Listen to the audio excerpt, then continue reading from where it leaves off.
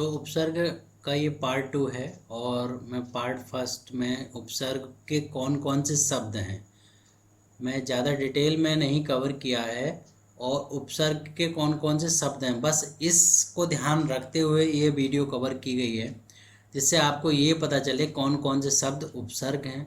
आपके एग्जाम में सपोज एक शब्द आया अभाव, अब आपसे पूछा जाए कि अभाव में उपसर्ग छांटिए, तो उपसर्ग का मतलब है आ, यहाँ पर उपसर्ग है। पता कैसे चला? आपने पढ़ा हुआ होगा। तो पहली बात तो उपसर्ग जो है स्टार्टिंग में शब्दांश स्टार्टिंग में होते हैं, ये शब्द के अंश, ठीक है। तो कौन कौन से ऐसे शब्दांश हैं, कौन कौन से ऐसे शब्द हैं जो पूरे एक वर्ड का पार्ट हैं, तो वो कौन कौन से हैं वो हम उपसर्ग को देखेंगे। तो आह एक होता है अक्षर, तो इसका मतलब अभाव, अभाव जिस चीज़ की कमी हो जाए, जैसे काल आ गया, काल आ गया, परेशानी आ गई, प्रॉब्लम आ गई, समस्याएं आ गई। अकाल, ठीक है, तो जो बे टाइम पे कोई चीज़ आ जाए वो अकाल है। जैसे कि आपने देखा हो कि अकाल पड़ा एक बार, जब आप हिस्ट्री पढ़ते हैं तो उसमें सुनने को मिलता है कि अकाल पड़ा और उसमें फसलें अच्छे से नहीं हुई, या फिर महामारी फैलती है तो वो अकाल का नाम दे दिया जाता है। तो बहुत टाइम पहले जब फसल अच्छे से नहीं होती थी तो अकाल पड़ा था, तब भी टैक्स वसूल किया जा रहा था। तो उस टाइम की स्टोरी आप सुनोगे तो फिर हिस्ट्री में पहुंच जाओगे। तो अचर, चर में आ मिला है तो अचर। अब आपको ये शब्द मिले हैं, जैसे ये मिल जाए, ये मिल जाए, तो आपको बस ये पता चल जाए कि कौन सा अक्षर होता है, तो आप आराम से पता कर पाओगे। आपने पढ़ा हुआ है आ, अगर आपको संधि विच्छेद भी किया जाए, करने को कहा जाए, तो आप अपना आ अलग कर लो और गम में अपने आप हो जाएगा, हो गया संधि विच्छेद, अगम्य, ठीक है। ऐसे आ प्लस न्याय अन्याय। तो अब नेक्स्ट है अन, अन का मतलब होता है, ये भी अभाव के अर्थ में होता है। और जैसे अन प्लस अंत, अनंत, आचार, जब भी चार वर्ड आएगा और आगे मात्रा होगी तो वहाँ आचार शब्द होता है। अन प्लस आचार, ऐसे अन प्लस आगत, अनागत, अन प्लस इच्छा, अनिच्छा।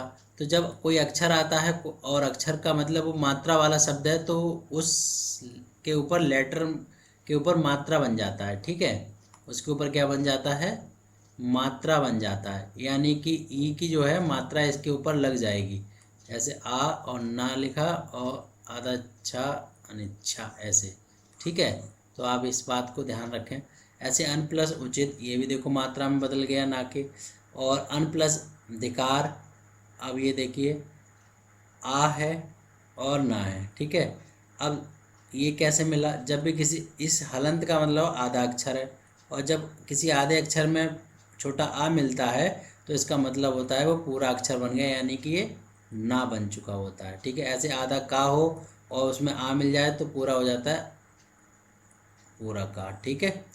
तो ये अक्षर बन जाता है और ये होते हैं वर्ण। तो अनुपम, अनु प्लस उपम, अनेक, अन प्लस एक, अनादि, अन प्लस आदि, ठीक है। तो वैसे तो इसमें संधि विच्छेद की बहुत आवश्यकता है समझने की। अनायास, अन प्लस आयास, लेकिन टॉपिक बहुत बड़ा हो जाएगा, हम खाली यहाँ पे शब्दों को देख रहे हैं अभी उपसर्ग के। इसी प्रकार से आपका एक शब्द है अंतः, तो अंता प्लस करण, ठीक है। ऐसे ही आपका अंतर जातीय, अंत शब्द अंत, ठीक है। ऐसे ही आपका अंतर्मन, अंतरात्मा, ठीक है। तो ये ऐसे करके अक्षर जुड़ते हैं। और एक अंतर्धान, अंतर्मुखी, जैसे अंतर, ये, ठीक है। तो ऐसे शब्द जोड़ के भी ये बन जाता है। सु का मतलब होता है शुभ, सहज, सुगम, आसानी से जो हो जाए, सुगम, सुदूर, सुपथ, सुफल, सुयोग, ठीक है। सु शब्द से उपसर्ग का यूज करके हम शब्द बनाते हैं, ठीक है। अब यहाँ पर देखो वी, वी का मतलब होता है विशेषता, विनेता या अभाव के सेंस में होता है। विजय, विनाश, ठीक है। देश में भी लगा तो विदेश। पथ, विपथ, पथ से भटक गया। पक्ष, विपक्ष, भाग, विभाग, खरीदना बेचना यानी विक्रय। योग, वियोग, ठीक है। तो बी लगाने से शब्द में भिन्नता आ जाती है, यानी कि अपोजिट भी बन जाता है और विशेषता वाला भी शब्द बन जाता है। विज्ञान, विशिष्ट। इसी प्रकार से ये सम है। सम का मतलब होता है अच्छा, संयोग, सहित, ठीक है। तो कल्प और ये सम ऐसे लिखो चाहे सम ऐसे लिखो, संकल्प या फिर समगति। जब भी माँ होता है तो अंकी बिंदी में बदल जाएगा, यानी कि संजय, समजय, संतुलन, सम प्लस तुलन, ठीक है। तो आप इनको भी ध्यान रखेंगे। इस तरीके के ये जितने भी अक्षर हैं, शब्द हैं, आप उनको पढ़ेंगे। अब हिंदी के उपसर्ग की बात कर लेते हैं। ये संस्कृत के उपसर्ग थे। जैसे आ है, आ का मतलब अभाव, अटल, अलग, अथा, अजर, अभागा, अमर जो ना मरे, ठीक है, अजान, अपढ़, ठीक है। तो ऐसे करके ये अक्षर है आ वाले। अध वाले में अध का मतलब होता है आधा, अध खिला, आधा खिला, ठीक है, अध पका, आधा पका। तो इस तरीके के शब्द। अब यहाँ पर देखिए अन का मतलब होता है निषेध, अन का मतलब निषेध।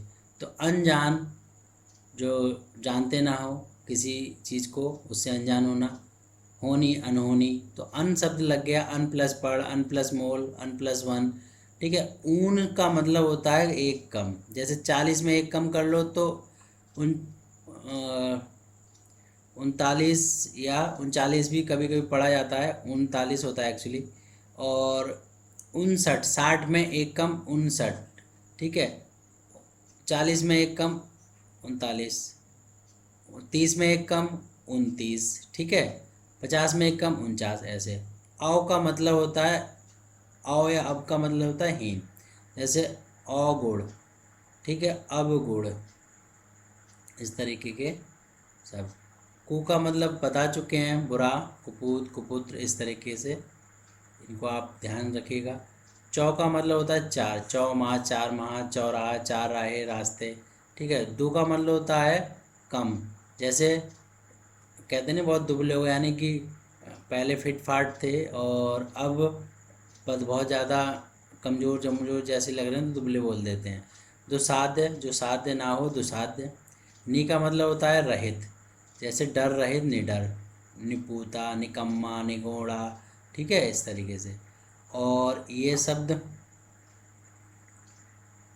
पर का मतलब होता है दूसरी पीढ़ी, परदादा, परपोता, ऐसे बोलते हैं ना। तो इस तरीके से ये अक्षर हैं। तो यहाँ पर देखिए बिन का मतलब होता है रहित। बिन ब्याह, बगैर ब्याह के। बिन खाया, बगैर खाए हुआ। बिन मांगा, बगैर मांगा हुआ। बिन बात, बिन प्लस बात, ठीक है। इसी टाइप से बे का मतलब होता है अभाव, बेअदब, बेवजह, बेदाग। बिला का मतलब होता है बिना, बिला वजह, बगैर किसी वजह के। बिला नागा, बगैर कोई दिन छोड़े, बगैर बिला नागा, ठीक है। बा का मतलब होता है सहित, बाइज्जत, इस तरीके से बोलते हैं ना, बाइज्जत, बाकायदा, बाअदब। और इधर जो है भर, भर एक शब्द है, भर पेट, भर कस, भरमार, भरपूर, ठीक है। तो इनका अर्थ अगर पता है तो अर्थ भी निकालने में आसानी हो जाती है। बाकी ये शब्द जो हैं, बद का मतलब होता है बुरा, बदनाम, बदसूरत, बदकिस्मत, बदबू, ठीक है। और सु का मतलब सहित, अच्छा। सा और हित, सहित। सा और पूत, सपूत। सा, सु और डॉल, सुडौल, सुजान, सुगढ़, सुकन्या, ठीक है। सा प्लस कन्या, सुकन्या, ठीक। इस तरीके के शब्द हैं। अब कुछ शब्द हैं जो उर्दू के हैं। जैसे उर्दू फारसी में जो हम देखते हैं, हर महा, हर एक शब्द है। हम एक शब्द है, हम सफ़र, हम वतन, ठीक है। इसी तरीके से सर एक शब्द, सर का मतलब मुख, सरपंच, ठीक। ला का मतलब होता है बिना, जिसका कोई वारिस ना हो, लावारिस, लाचार, लाइलाज, लापता, इस तरीके के सब, ठीक है। और बा का मतलब होता है सहित, बाइज्जत, बाकायदा, इस तरीके के जो शब्द होते हैं वो आपको ध्यान रखने हैं, ठीक है। ये दर का मतलब होता है मैं, दर हकीकत। ना का मतलब होता है जैसे नापसंद करे कोई बात तो, मना करे कोई बात तो ना शब्द का प्रयोग करते हैं। बा का मतलब बनाम, बदौलत, बगैर, इस तरीके के जितने शब्द हैं आपको ध्यान रखने हैं। बदसूरत, बदकिस्मत, बद का मतलब होता है बुरा। तो आपको पता चले एक शब्द एन भी है, एन का मतलब ठीक है, एन वक्त, कमज़ोर, कम, खुश, खुश दिल, खुशबू, ठीक है। तो ये जितने भी अक्षर हैं आपको सब ध्यान रखने हैं, तभी आप उपसर्ग पता कर पाएंगे। और आराम से देखो, आप यहाँ पे एग्जाम्पल के तौर पे मैंने इन वर्डों का यूज़ किया है कि उपसर्ग को अगर आपको छांटना है, अगर बदसूरत वर्ड दे दिया जाए आपको, आपसे कहा जाए उपसर्ग छांटो इसमें, तो आपने बद पढ़ा हुआ है तो बद अलग कर लो, अगर विच्छेद भी करने को आ जाए तो सूरत अलग रख दो, हो गया बदसूरत। कुछ कुछ केस में जैसे कहीं पर ता और दा में कन्वर्ट हो रहा था, वो सब ध्यान रखना पड़ेगा आपको, ठीक है। तो आज के लिए इतना ही रखते हैं, जिसमें हमने ये सीखा कि कैसे उपसर्ग शब्दों को पहचानते हैं और उपसर्ग शब्द से क्या क्या वर्ड बन सकते हैं, वो हमने देखे से। और आप पार्ट फर्स्ट भी देखिएगा उपसर्ग का, ये पार्ट टू है। इसके बाद प्रत्यय की बात करेंगे प्रत्यय वाले वीडियो में। ये एकेडमिक लेवल से रिलेटेड वीडियो मैंने बनाया था, जिसमें क्लासेस में, एकेडमिक क्लासेस में जो एग्ज़ाम में क्वेश्चन आते हैं वो ज़्यादातर बहुत ज़्यादा टफ भी नहीं होते हैं, लेकिन फिर भी हमें पढ़ना तो चाहिए, ठीक है। So thank you for watching this video.